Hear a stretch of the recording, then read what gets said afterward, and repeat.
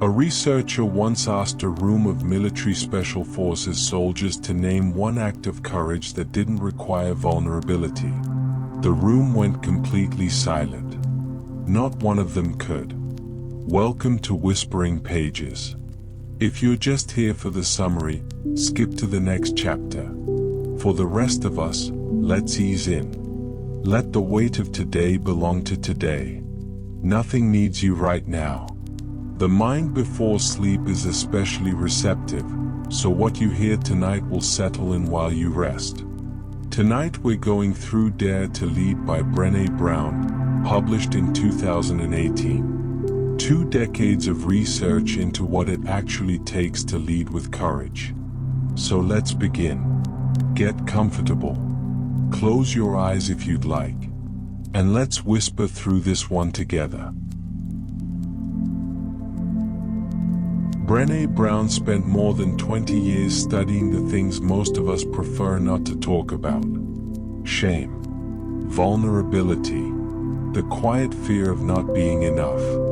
She is a research professor at the University of Houston, and she built her career on a question that made most people uncomfortable.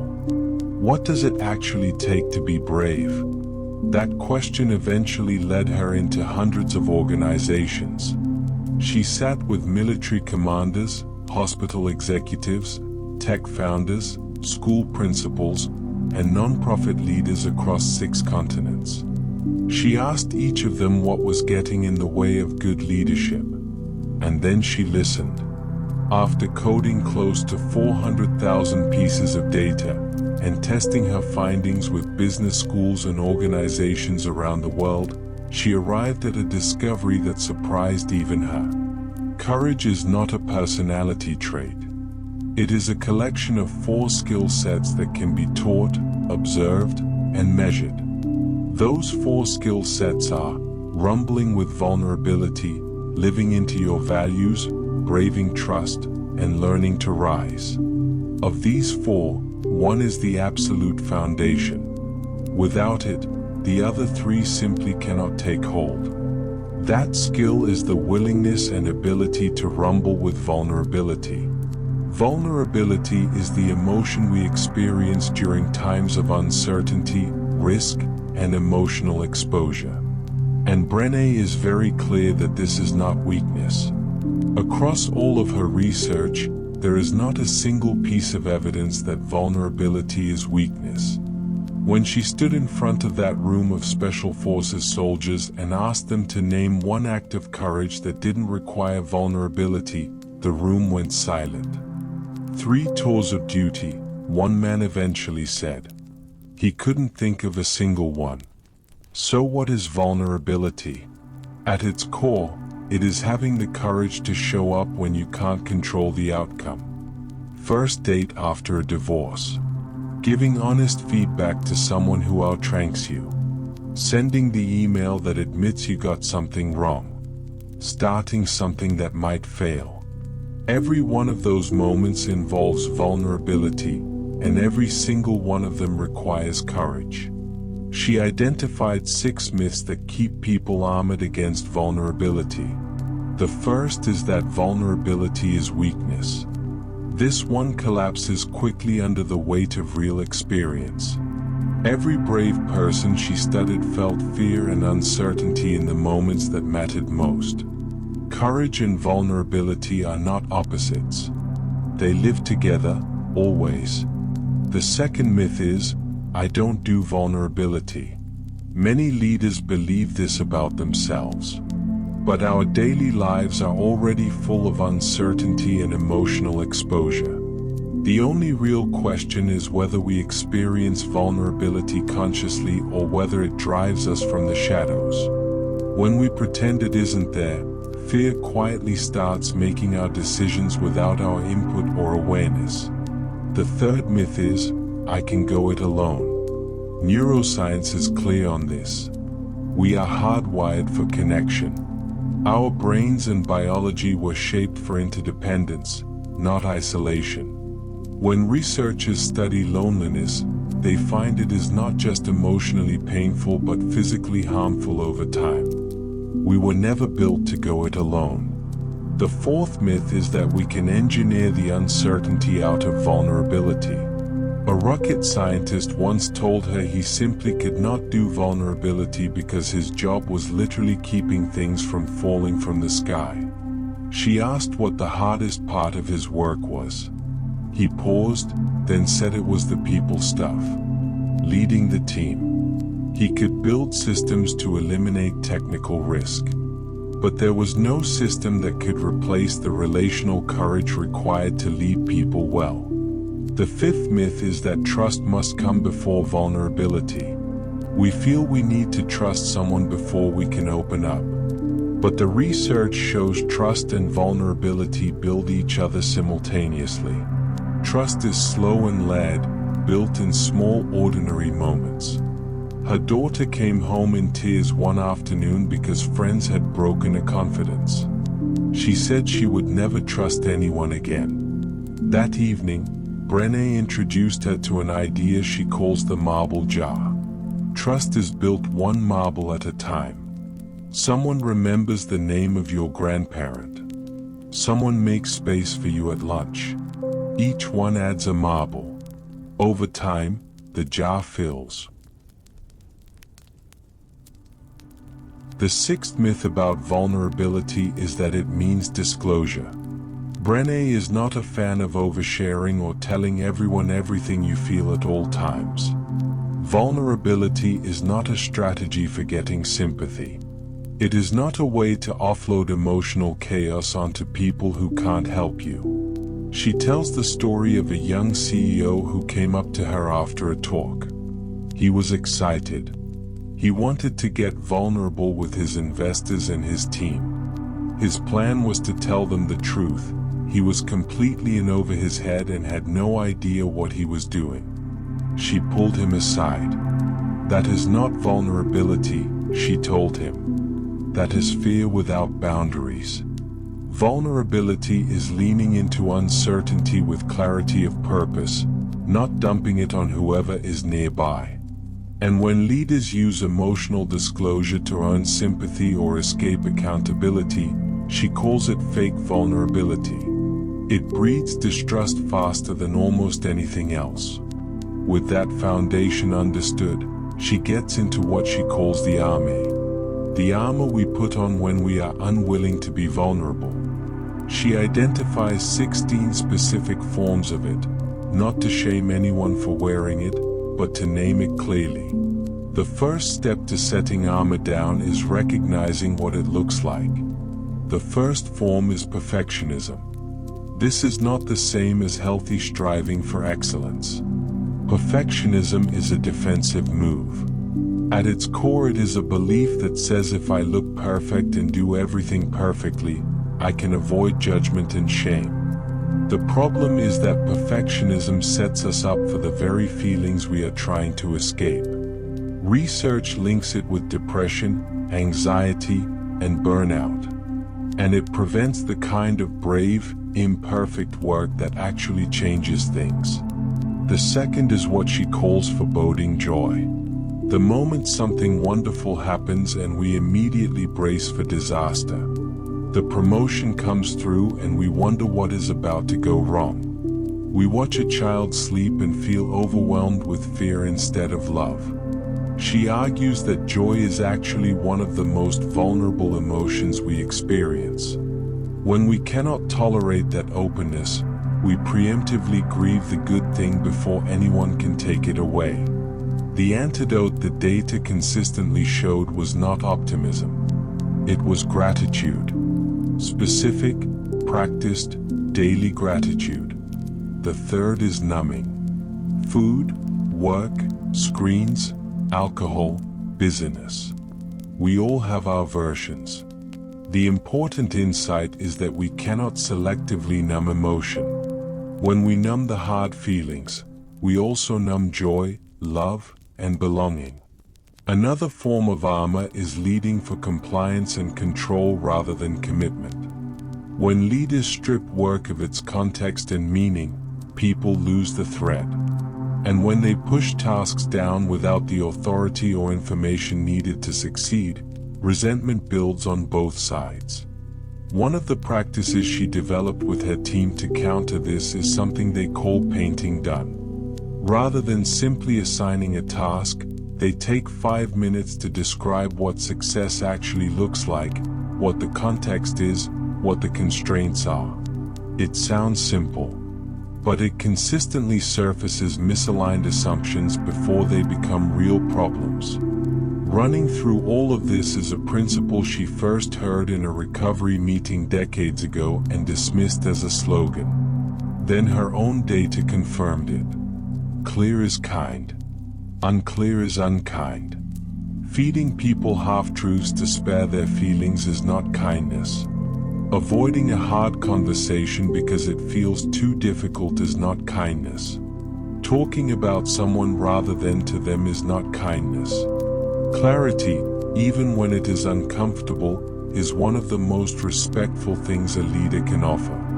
All of this armor ultimately connects back to one underlying emotion: shame. She calls it the master emotion. It is the intensely painful belief that we are flawed and therefore unworthy of love, belonging, and connection. And it is not the same as guilt. Guilt says I did something bad. Shame says I am bad. That distinction matters enormously. Guilt tends to motivate repair, apology, and change.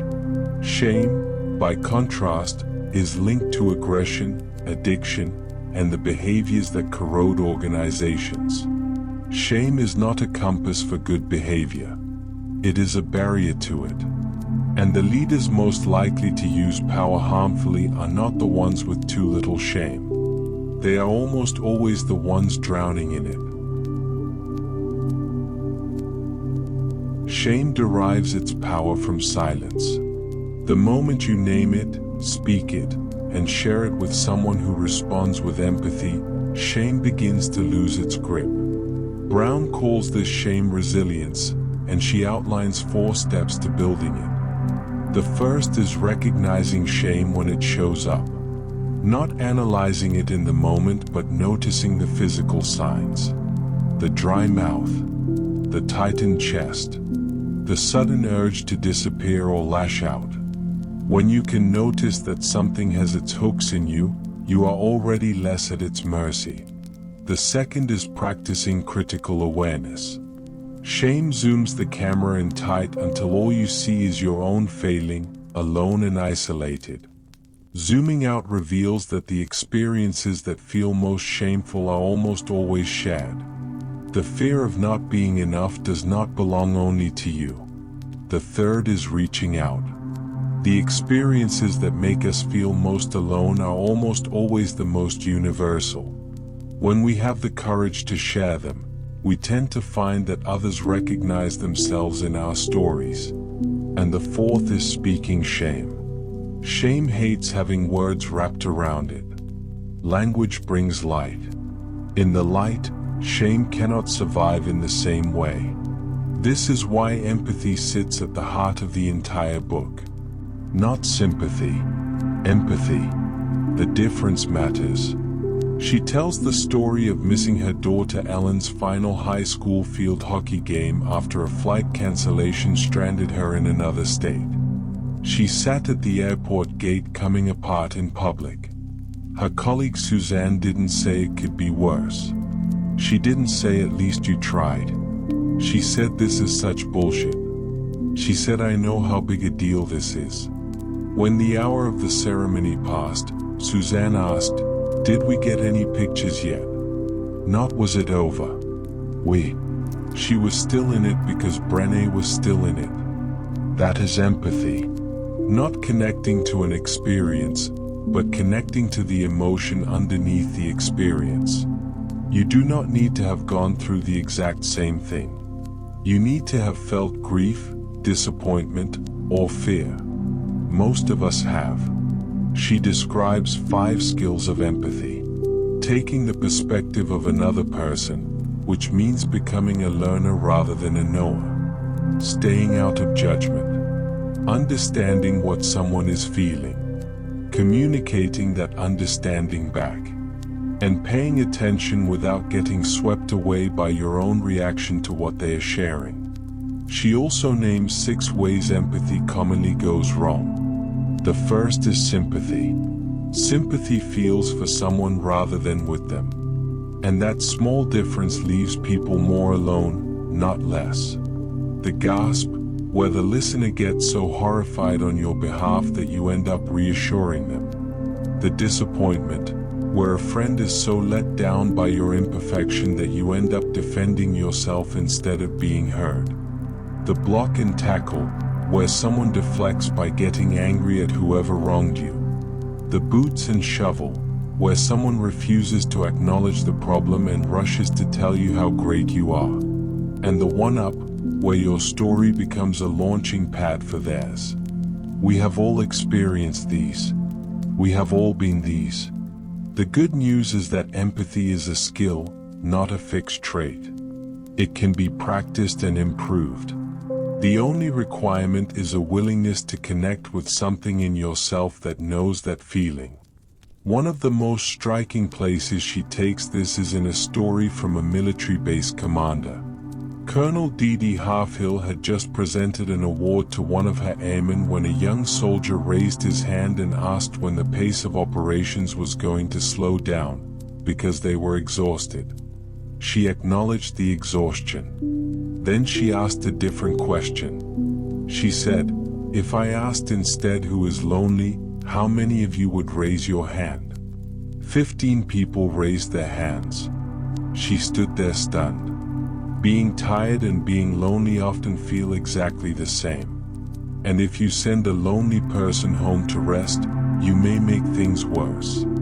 That single question opened a conversation her squadron desperately needed. Self-compassion closes this section. The instruction is simple and difficult in equal measure. Talk to yourself the way you would talk to someone you love. Most of us shame and criticize ourselves in ways we would never inflict on a friend. Self-kindness, common humanity, and paying attention are the 3 elements. Not as a softening of standards, but as the foundation that makes it possible to keep walking back into the arena. With vulnerability as the foundation, the second skill set is living into your values. And Brené begins with a challenge most people resist. She asks you to narrow your values down to 2. Not 10. Not 15. 2. When everything on a list is equally important, nothing is truly driving you. The leaders who showed the most willingness to be brave consistently tethered their behavior to 1 or 2 values, not many. 2 forces you to get honest about what actually guides you when things get hard. She names her own: faith and courage. And she is clear that values are not aspirational words. They must become observable behaviors. She commits to not choosing silence over what is right. She commits to showing up for people in pain and not looking away. On the faith side, she commits to finding something worth caring about in every person, even those she deeply disagrees with. No dehumanizing language, from any direction. Only around 10% of organizations, she found, have translated their values into teachable, observable behaviors that people are actually held accountable for. 10%. When values stay abstract, they become decoration. When they become concrete, they become culture. The feedback section that follows is especially practical. Before giving feedback, she runs through a mental checklist. Am I ready to sit next to this person rather than across from them? Am I ready to listen and ask questions rather than lecture? Can I hold this person accountable without shaming or blaming? Am I modeling the same openness I am asking from them? Only when the answers are yes does she believe the conversation is ready to happen. And for receiving feedback, she repeats something simple to herself. I am brave enough to listen. Not to agree with everything.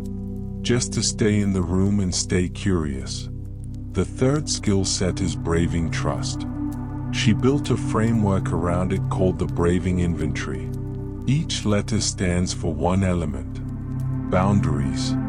Respect what is okay and what is not okay, and ask when you are unsure. Reliability.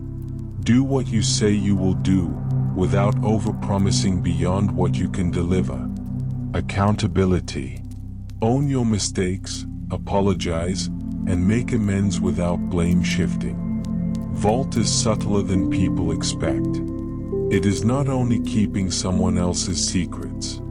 It is also not bringing information into a relationship that doesn't belong there.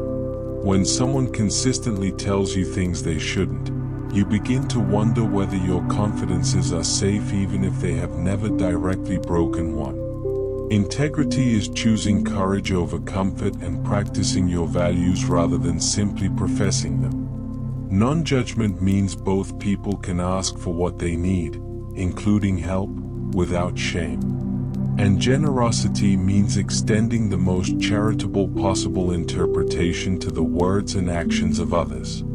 On that last one, she is specific. The people who are most generous in their assumptions of others are the ones with the clearest boundaries. The two go together.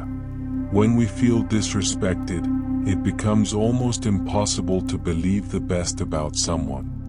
When our limits are clear and honored, generosity becomes much more natural. Trust, she says, is built the same way the marble jar fills. Slowly, in small moments. Someone checks in when they said they would. Someone follows through on something small. Someone asks about your parent by name. None of these are dramatic gestures, but they stack. And their absence stacks too. She also applies the braving framework inward. When we fail or disappoint ourselves, we tend to reach for a blanket conclusion that we cannot be counted on. But we can ask the same questions inwardly. Did I respect my own limits? Did I do what I said I would do? Did I ask for help when I needed it? Did I treat myself with generosity? That is where rebuilding self-trust begins.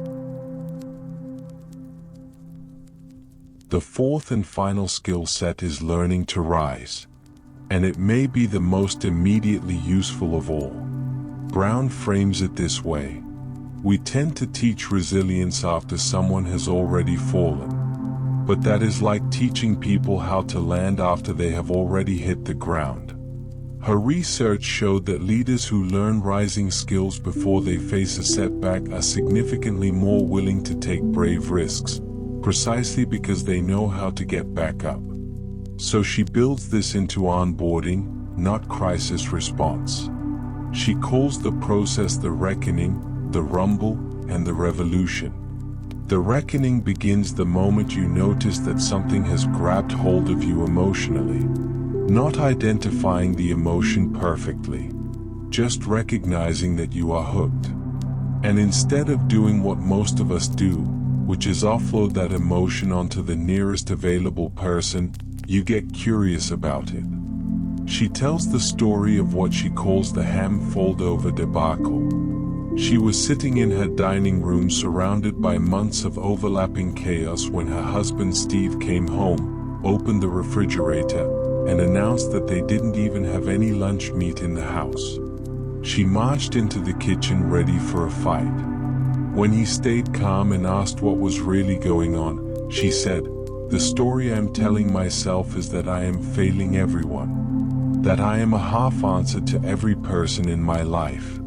And that you came in here to make sure I knew it." He pulled her close and said he was going in after her. That they would sort it out together. Then he said he had just been hungry and had been looking forward to a ham sandwich. The phrase she used, "the story I'm telling myself," is one of the most powerful tools in the entire book. She calls it the shitty first draft. The SFD. In the absence of information, the brain always makes up a story. Always. The brain rewards us with a sense of resolution whenever we complete a pattern, including an emotional one. So it fills in missing information with our worst fears and calls it a conclusion. Neurologist Robert Burton explains that the brain rewards us for a good story, one with clear heroes and villains, regardless of whether that story is actually accurate. He calls the stories we honestly believe but cannot verify confabulations, lies told honestly. And he points out that ordinary, mentally healthy people confabulate constantly, not out of deception, out of biology. The rumble is where you take that first story and interrogate it. What do I actually know? What am I assuming without evidence? What do I need to understand about the other people involved? And the harder question, what is my part in this? What is actually underneath what I am feeling? Brown encourages people to write their SFDs down. Not to give them power but to make them visible. A story you can read is a story you can question. She found that 70% of the most resilient people she studied wrote down their first emotional drafts. Just a few lines. The story I'm making up. What I feel in my body. What I believe without proof. Once it is on paper, you can ask whether it holds up. Most of the time, it does not. The revolution is what happens when you own the full story. Not the first draft. The real one. When we have the courage to walk into our story and own it, we get to write the ending. When we deny the story and pretend we don't make things up, the story owns us. It drives our behavior, our decisions, and how we lead.